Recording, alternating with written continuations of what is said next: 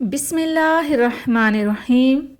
السلام علیکم ورحمۃ وبرکاتہ۔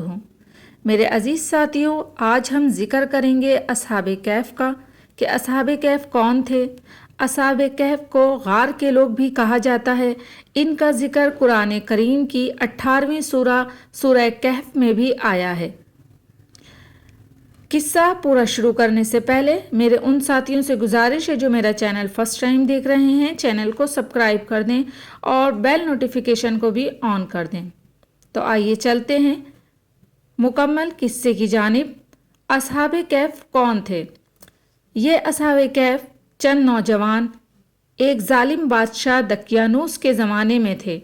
بادشاہ غالی، متعصب اور بت پرست تھا اور جبر و اکراه کے ذریعے بت پرستی کی اشاعت کرتا تھا۔ ان نوجوانوں نے سچا دین قبول کر لیا تھا۔ ان نوجوانوں کا تعلق اونچے گھرانوں اور عمائدین سلطنت سے تھا۔ حق تعالیٰ نے ان کو ایمان کی دولت سے نوازا تھا۔ یہ نوجوان کسی مذہب پر تھے، اس میں علماء کا اختلاف ہے۔ بعض کا خیال ہے کہ دین مسیح پر تھے، لیکن علامہ ابن کثیر رحمۃ اللہ علیہ نے مختلف قرائن سے اس بات کو ترجیح دی ہے کہ اصحاب کہف کا قصہ مسیح علیہ السلام سے پہلے کا ہے، مگر صحیح اور راجح بات یہ ہے کہ یہ واقعہ پہلی صدی عیسوی کا ہے۔ غرض کہ ان نوجوانوں کو شاہی دربار میں طلب کیا گیا۔ ان نوجوانوں نے بے جھجک بغیر کسی خوف و ہراس کے ظالم بادشاہ کے روبرو اپنے ایمان کا اعلان کر دیا اور اپنی ایمانی جرأت سے لوگوں کو حیرت زدہ کر دیا۔ ارشاد ربانی ہے، اور ہم نے ان کے دل اس وقت مضبوط کر دیے جب وہ دربار میں بادشاہ کے روبرو جواب دہی یا دعوت دین دینے کے لیے کھڑے ہوئے تھے، تو انہوں نے اپنے پروردگار سے یوں دعا کی: اے ہمارے پروردگار، تو ہی ہے جو آسمانوں اور زمینوں کا پروردگار ہے۔ ہم تجھ کو چھوڑ کر کسی غیر کی بندگی نہ کریں گے، اور اگر ہم ایسا کریں تو یقیناً ہم بہت بیجا بات کرنے والے ہوں گے۔ یہ ہماری قوم جو معبود حقیقی کو چھوڑ کر دوسرے فرضی معبودوں کو اختیار کیے ہوئے ہے، یہ ان کے معبود حقیقی ہونے پر کوئی واضح دلیل کیوں پیش نہیں کرتی؟ لہٰذا اس سے بڑا ظالم کوئی ہو ہی نہیں سکتا جو اللہ پر بہتان باندھے۔ نوجوانوں کی یہ بات سن کر بادشاہ کو ان کی نوجوانی پر کچھ رحم آیا اور کچھ دیگر مشاغل معنی ہوئے، اور سب سے اہم بات یہ کہ وہ عمائدین سلطنت اور بڑے گھرانوں کے چشم و چراغ تھے، اس لیے یکلخت ان پر ہاتھ ڈالنا مصلحت کے خلاف تھا۔ اس لیے ان کو چند روز کی مہلت دے دی تاکہ وہ اپنے معاملے میں غور کر لیں۔ ادھر یہ نوجوان دربار سے نکل کر مشورے کے لیے بیٹھ گئے اور یہ طے کیا کہ اب اس شہر میں قیام خطرے سے خالی نہیں، مناسب یہ ہے کہ کسی قریبی غار میں رپوش ہو جائیں اور واپسی کے لیے کسی مناسب وقت کا انتظار کریں۔ اصحاب کہف جب اپنی قوم سے جدا ہوئے اور ان لوگوں کو چھوڑ کر بالکل علیحدہ ہو گئے تو آپس میں کہنے لگے کہ تم نے اپنی قوم کو چھوڑا، ان کے باطل معبودوں سے گریز کیا، اور یہ معلوم ہے کہ دوبارہ انہی میں واپس ہونے اور اپنے گھروں کو لوٹنے میں خیر نہیں ہے، کیونکہ وہ لوگ بہت اپنا دین اختیار کرنے پر مجبور کریں گے۔ لہٰذا اب ہمیں کسی غار میں ٹھکانہ پکڑ لینا چاہیے۔ آپس میں مشورے سے یہ بات طے تو ہوئی، لیکن انسانی ضروریات کا سوال بھی پیش نظر تھا کہ غار میں رہیں گے تو کھانے پینے اور دیگر ضروریات کا کیا بنے گا۔ اس سوال کو حل کرنے کے لیے آپس میں یوں کہنے لگے کہ ہم کو اللہ تعالیٰ سے خیر کی امید رکھنی چاہیے۔ انشاءاللہ تعالیٰ ہم پر اللہ تعالیٰ کا فضل ہوگا اور وہ ہم پر اپنی رحمت پھیلا دے گا، اور جس مقصد خیر یعنی اللہ تعالیٰ کی طرف پوری طرح متوجہ ہونے کے لیے نکلے ہیں، اس کے لیے آسانیاں پیدا فرما دے گا۔ باہمی مشورے سے غار میں جانا طے ہوا اور اللہ تعالیٰ سے خیر کی امید باندھ لی اور غار میں داخل ہو گئے۔ غار میں داخل ہونے کے بعد ان پر نیند کا غلبہ ہو گیا اور وہ سو گئے۔ ان آیات میں اصحاب کہف کی حالت کا بیان فرمایا ہے جو غار میں داخل ہونے کے بعد پیش آئیں۔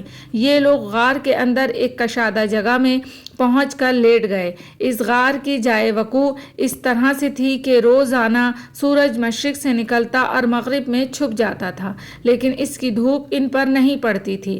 جب سورج نکل کر چڑھتا تھا اور دھوپ پھیلتی تھی تو غار کی داہنی جانب سے اس طرح ہٹی ہوئی رہ جاتی تھی کہ اس کے دروازے تک نہ پہنچتی تھی، اور جب سورج چھپنے لگتا تھا تو اس وقت جو تھوڑی بہت دھوپ ہوتی ہے وہ غار کی بائیں جانب رہ جاتی تھی، یعنی اس وقت بھی دروازے پر دھوپ نہ پڑتی تھی۔ اصحاب کہف کے اندر رہنے کی کیفیت بتا کر ارشاد فرمایا کہ یہ اللہ کی نشانیوں میں سے ہے۔ اللہ تعالی شانہ نے ان کے دلوں کو مضبوط کیا، اپنی قوم سے جدا ہونے میں انہوں نے ہمت اور جرأت سے کام لیا، پھر اللہ تعالیٰ کے توکل پر غار میں داخل ہو گئے اور اللہ سے رحمت کی امید باندھ لی، اور اللہ کی طرف سے آسانی حاصل ہونے کی آرزو کرتے ہوئے غار میں چلے گئے۔ یہ سب کچھ اللہ تعالیٰ کی طرف سے ہے، اس کی قدرت کی نشانیوں میں سے ہے۔ اس نے دل بھی پکا کیا، ہمت بھی دی، مخلوق سے کٹنے کا حوصلہ بھی دیا۔ انہوں نے اسباب ظاہرہ پر نظر نہ کی، اپنے مولا حقیقی پر توکل کر کے غار میں داخل ہو گئے۔ اللہ تعالیٰ نے انہیں غار بھی وہ نصیب فرمایا جس میں دھوپ کا گزر ہی نہ تھا۔ اگر دھوپ پڑتی تو اس سے تکلیف پہنچنے اور گرمی سے پریشان ہونے کا اندیشہ تھا۔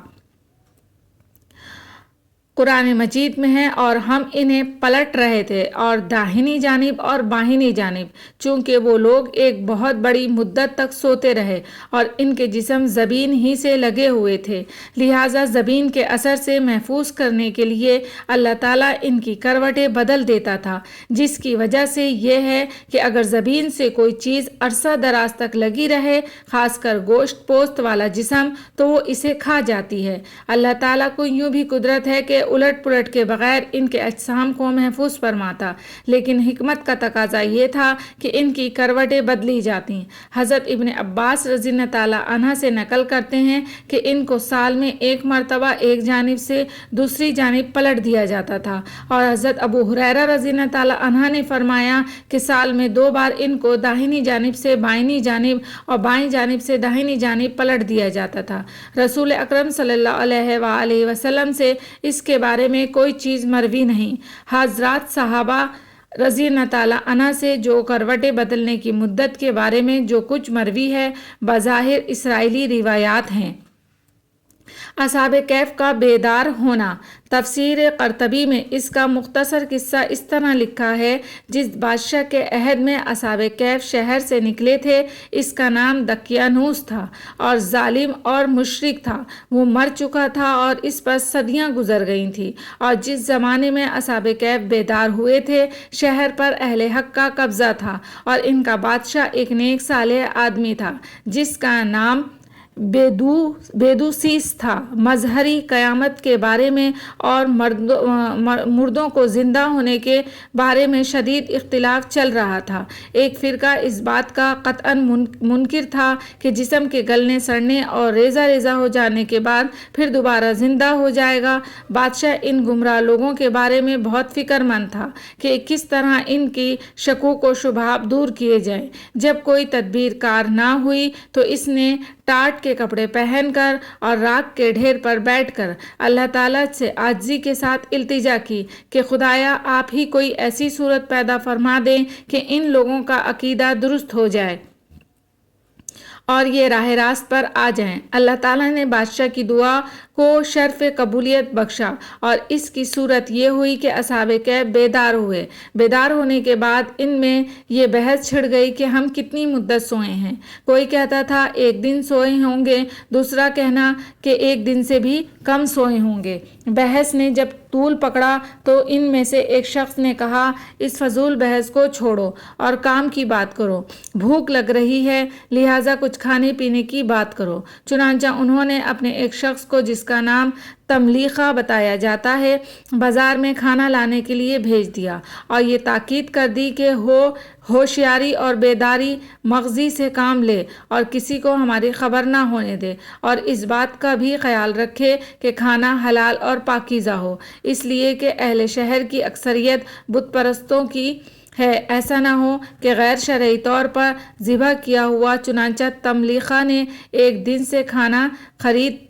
دکان سے کھانا خرید کر 300 साल पहले का सिक्का निकाल कर दुकानदार को दिया तो दुकानदार हैरान रह गया, ये सिक्का तुम्हारे पास कहाँ से आया? बाजार के दीगर दुकानदारों को भी दिखलाया। सब ने ये कहा कि इस शख्स को कहीं से पुराना खजाना हाथ लग गया है। इस शख्स ने इनकार किया कि मुझे कोई खजाना नहीं मिला, बल्कि ये रुपया मेरा है। बात बढ़ गई।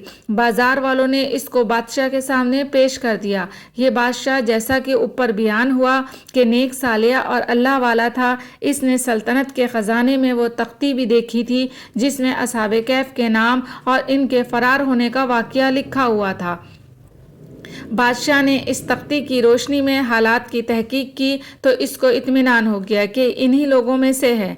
बादशाह ने कहा, मैं तो अल्लाह ताला से दुआ करता था कि मुझे लोगों से मिला दे जो क़यानूस की ज़माने में अपने ईमान बचाकर भाग गए थे।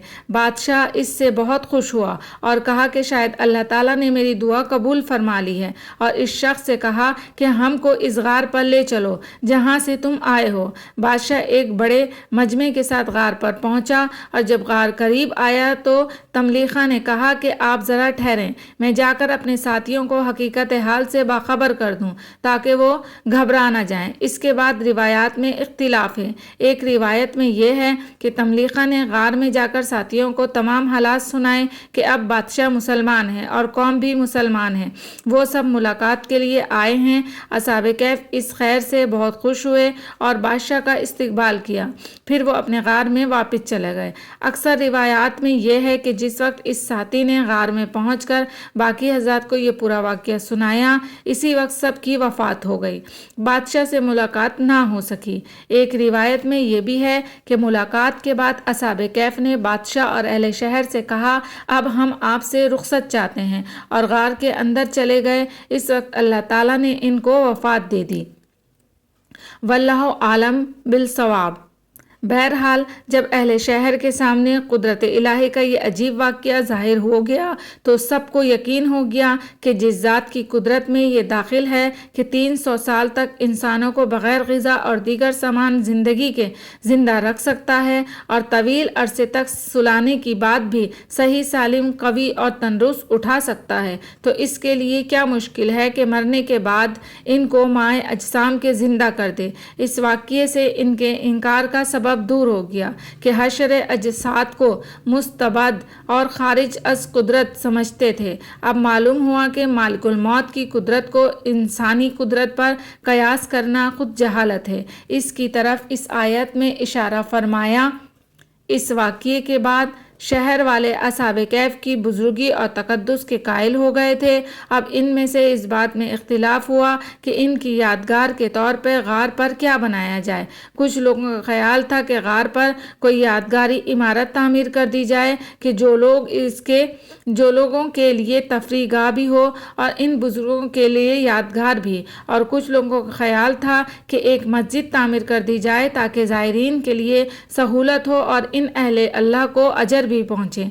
अगर किसी नेक आदमी की कब्र पर ज़ायरीन बकसरत आते हों तो इनके क़याम और नमाज नेज़ दीगर सहूलतों के लिए करीब में मस्जिद बनाना जायज़ है, बशर्ते के वक्त कब्रिस्तान में ना बनाई जाए। और जिन अहादीस में अंबिया की कब्रों पर मस्जिद बनाने पर लानत आई है, इनसे मुराद खुद कब्रों को सिजदागाह बनाना है, जो बिला इत्तिफाक शिरक और हराम है।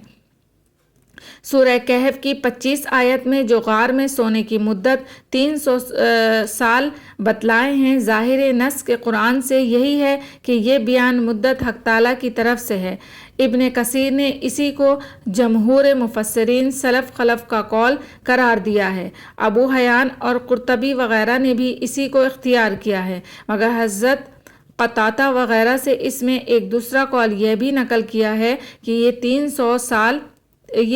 309 साल का कौल भी इन्हीं इख्तिलाफ करने वालों में से बास का कौल है, और अल्लाह ताला का कौल सिर्फ वो है जो बाद में फरमाया, यानी अल्लाह आलिमुल बिमा ला बिस्वा, क्योंकि पहला कौल 309 के मुतय्यन करने का अगर अल्लाह का कलाम होता तो इसके बाद कहने का मौका ना था, मगर जमहूर मुफस्सिरीन ने फरमाया ये दोनों जुमले हक ताला का कलाम हैं। पहले में हकीकत वाक़या का बयान है और दूसरे में इससे इख्तिलाफ करने वालों को तंबीह है। जब अल्लाह ताला की तरफ से मुद्दत का बयान आ गया तो अब इसको तस्लीम करना लाजिम है। वही जानने वाला है, महज तखमीनों और रायों से इसकी मुखालफत बेअक्ली है। यहाँ एक सवाल ये पैदा होता है कि कुरान करीम ने बयान मुद्दत में पहले 300 साल बयान किए, इसके बाद फरमाया कि इन 300 पर 9 और ज़्यादा हो गए, फिर ही पहले ही 309 नहीं फरमाया। इसका सबब हज़रात मुफस्सिरीन ने ये लिखा है कि यहूद और निसारा में चूँकि शमसी साल का रिवाज था, इसके हिसाब से 300 साल ये होने हैं, और इस्लामी में रवाज कमरी का साल है और कमरी हिसाब में हर 100 साल पर 3 साल बढ़ जाते हैं, इसलिए 300 साल शमसी पर कमरी हिसाब से 900 साल मज़ीद हो गए। इन दोनों सालों का इम्तियाज़ बताने के लिए अवाम ताबीर ये इख्तियार किया गया है। इमाम तफसीर इब्ने जरीर और इब्ने अबी हातिम ने बारिवायत ऊफ़ी हज़रत इब्ने अब्बास से नकल किया है कि रकीम एक वादी का नाम है जो फ़लस्तीन से नीचे ईला अक़बा के करीब है, और इब्ने जरीर और इब्ने हातिम और चंद दूसरे मुहद्दिसीन ने हज़रत अब्दुल्ला बिन अब्बास से ये नकल किया है कि उन्होंने फरमाया है कि मैं नहीं जानता कि रकीम क्या है, लेकिन मैंने काब आबहार से पूछा तो उन्होंने बतलाया कि रकीम इस बस्ती का नाम है जिसमें असहाब